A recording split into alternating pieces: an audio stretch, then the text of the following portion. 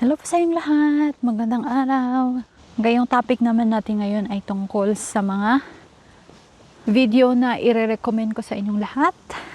Kung kasama ninyo or may holiday kayo, kasama ninyo ang inyong mga anak, kapatid, kapitbahay, boyfriend, shota, alam mo na. Recommend ko sa inyo mga movie ay galing po sa aking mga experience at panonood. Yan, mahilig din ako manood ng video. Number 1 is Inception. Ayan. Inception, directed by Christopher Nolan. Ayan, isa po siyang American film. At tungkol siya sa mind-bending sci-fi. Ayan, tungkol sa panaginip at realidad. Yan. Pangalawang video natin ay Shawshank Redemption. 1994 na ang gumanap ay si Morgan Freeman at saka si Tim Robbins. Ayan, yung ano na to, film na to, classic drama tungkol sa pag-asa at pagkakaibigan. Ayan.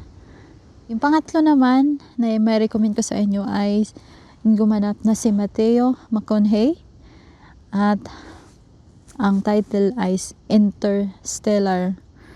Ayan, maganda po siya na film.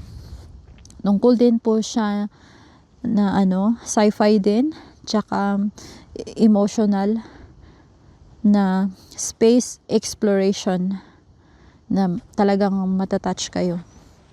At naman na may-recommend ko ay the movie na Parasite. Isa po siyang South Korean film noong 2019 na tungkol naman sa family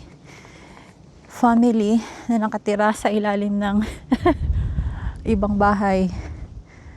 Ayan, maganda to. At saka mapapaisip kayo.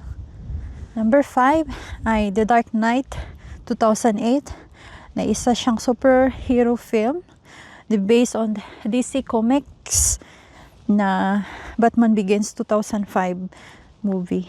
Ayan, maganda din po yun. Pang-anim ay Everything Everywhere All at Once. Chinese immigrant na si Evelyn Wang ang gumanap sa role na ito si Michelle Yeoh. Ayan, kung gusto niyo ng medyo wild, creative, adventure na may family drama.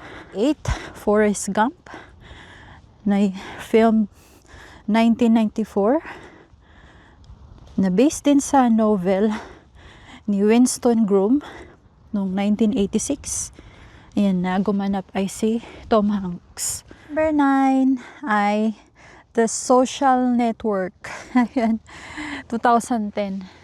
Ayan, kung maalala ninyo, meron tayong film noong 2010 na siya ang may-ari ng creator ng isang Facebook. Ayan, na si Mark Zuckerberg. Ayan, panoorin din ninyo yun. Maganda yung drama at saka yung pagbuo niya ng Facebook kasama yung mga kaibigan niya. Yung last, Train to Busan.